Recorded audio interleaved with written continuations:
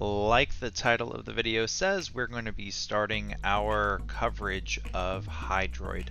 So this again is coming to us from a request in one of my other videos, actually two of my other videos, and I figured I could cover Hydroid. I actually really like Hydroid. I don't play him very often just because he's not super good at, really almost anything, but he does have a few really cool things that he can do. And to be quite frank, he is a really complicated frame. There's a lot about him that is kind of weird, kind of wonky, and yeah, so we're going to be covering Hydroid. So the first thing we're going to do, this is basically going to be kicking off the Hydroid series. We're just going to be covering his passive, which has a little bit to it, but it's not that big of a deal, especially if you're not playing melee. So let's go ahead and take a look at the passive. So here it says slam attacks have a 50% chance to summon a tentacle for 15 seconds. So slam attacks are basically any time you're in the air and you point down and you attack with a melee weapon. So you see we slam there. Now if you jump up in the air and you point forward, you'll actually just do a normal attack. But once you hit a certain amount of downward angle, you will actually slam. Now this is somewhat easy to do. It's probably around 45 degrees. I'm not 100% sure what angle it is that you have to be aiming at. And with weapons that don't have naturally kind of baked in slam attacks, you can just do like a brief little hop to initiate these tentacles.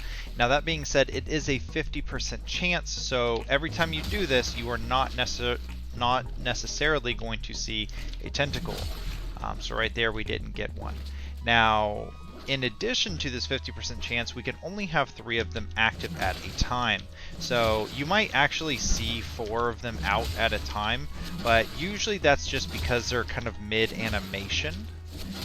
They will go away after the 3rd. And as you can see here, we're getting a lot of poorly rolled 50%. So just keep in mind, even though it's 50%, it's not super reliable. In my experience, I almost feel like it's not a true 50%. I almost feel like it's weighting it somehow. And I haven't been able to really like bear that out. Sometimes it really is random. Sometimes I'll get, a lot of the time actually, I'll go a long period of time without getting any tentacles. Sometimes I'll get a bunch of tentacles in a row. So just keep in mind, it isn't super reliable.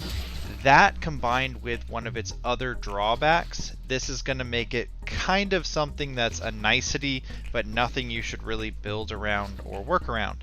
So this skill is basically a tentacle, just like our ultimate is. And we haven't covered any of this, but I'm sure you guys already know this. So whenever you use your ultimate, you summon a bunch of tentacles. A lot, many. So yeah, there's a bunch there. So one extra tentacle is not that big a deal, especially considering it's a 50% chance. Now, another drawback that these have is they are not actually affected by duration. So if I put duration onto my build, let me go ahead and just throw in a second setup here. Duration, sure, this is fine. This is gonna tighten it up and give us a lot longer of tentacles. So what I'm gonna do is I'm actually going to summon a just a set of tentacles here, right there. So I kind of tightly packed them in because I have the narrower thing. So let's go ahead and do this. Now I summon this one. I summoned this one after I summoned those, right? So we're gonna have to just give it a little bit. They do last a while. So yeah, time passes by. Now these things do last 15 seconds by default. So these did last 15. You notice these last almost 30. So the passive tentacles do not get affected by duration. They also do not get affected by strength.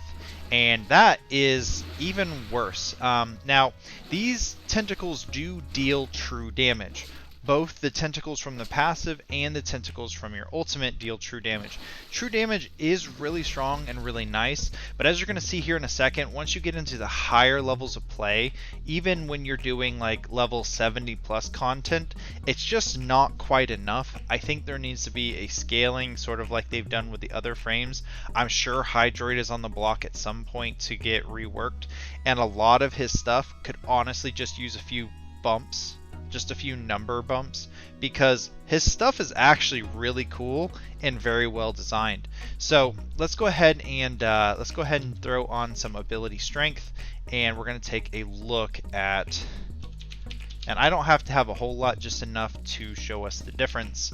So we're going to come over here, and actually let me throw on energy real quick just to make sure I don't run out when I'm over there. So let's grab some energy.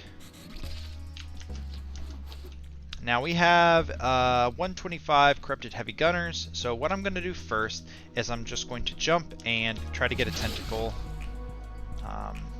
And don't mind my weapons, you know, damage over time effects. So we should be seeing the numbers in white. Those are the numbers we're looking for. So 200. So we're seeing 200s proc over and over and over. Now they will continue to do this. Now you'll notice they're kind of freaking out. Tentacles can pick up multiple enemies. So they're just kind of ran out of duration. So tentacles will, throughout their duration, eventually pick up people. Now, from what I can gather, they're going to pick up people sort of based on their proximity. So if something's really close, it's more likely to pick it up. If it's, you know, further away or at its maximum range, it's going to be less likely to pick it up. So, as we can see, we're doing about 200 damage here with these tentacles. So you see the white number, that's the amount we're talking about. Now I'm going to just use my ultimate underneath these guys, and we're going to see 260s popping up. And I know there's a lot more numbers flying at you, but that's our 30% increase. So 200 times 30% would be 260. So just keep in mind, this thing is not affected, or at least the passive portion of your tentacles is not affected by duration or strength. Now, if you're not going to be doing a melee build, you're very seldomly going to actually see these come out. More often than not, most weapons, your only slam attack is going to be an actual slam. Now, that is not always the case, however, and it can be a nice little addition to just your basic combos. So, for instance, right now, I have, this is the Meyer sword, and I have, what is it called? Vengeful Revenant or something. I don't quite remember it, but it's one of the fighting styles. This fighting style has a particular combo set that has a slam attack in it. So even you don't necessarily have to have a hammer or something like that to have a slam in your combo. A lot of different types of weapons have it. However, it is not guaranteed. Many fighting styles do not have slams baked into their combos. Now, if you were to actually go out and look at your melee combos, you're not going to see them there. You're not going to see anything that sort of designates a slam. So what I would recommend doing is whenever you're considering using something like this, especially for Hydroid or somebody that interacts with slams or really almost anything else, go out to the wiki and look it up. So as you can see here, we have a slam. So basically the combo where you're blocking, so just attacking, melee attacking while blocking, that's going to be our slam attack. So it's going to be the third attack, and it will have a chance to proc that. So whenever you see the red, that's going to be a slam attack. Now, many fighting styles do not have that, but some do. So for instance, the Iron Phoenix is another sword style that I could use with this weapon, and the forward with blocking, so basically holding down forward and block doing your melee swings, is going to have a slam attack as well. I think these are the only two ones with swords that do it. A lot of ones with hammers do it.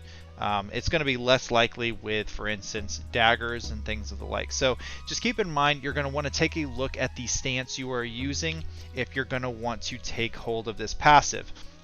Now, if you're doing a melee build and you don't really care about the damage component, you're really just wanting the CC, or maybe even you're just wanting to use the augment that goes with this. Pilfering, I believe it's called Pilfering Swarm, does affect Hydroid's tentacles no matter if they're from your passive or if they are from your ultimate. So just keep in mind, Pilfering Swarm does apply to both sets, and it will increase your chances for loot. I'm going to cover that augment when we get to the ultimate, because that's really more where it belongs, but that's pretty much going to cover it for the passive. Now, just as a recap, in case you guys skipped ahead or something, or just didn't want to watch, me use abilities on randomly, frozen NPCs. This thing has a 50% chance on any melee slam attack. That includes aerial ones and ones inside combos. As long as it is designated as a slam attack in the stances page on the wiki, it should work. All of these tentacles will last for 15 seconds. They are not affected by duration like the ultimate portion is. They are not affected by damage like the ultimate portion is. So keep those both in mind. This will, however, apply Pilfering Swarm just like your ultimate, so you will get increased loot chances from enemies that are tangled up in this. The final note is you can only ever have 3 of these at a time. So I think that's going to cover it for this video. As always, if I missed anything or misrepresented anything, please let me know in the comment section below, and thanks for watching.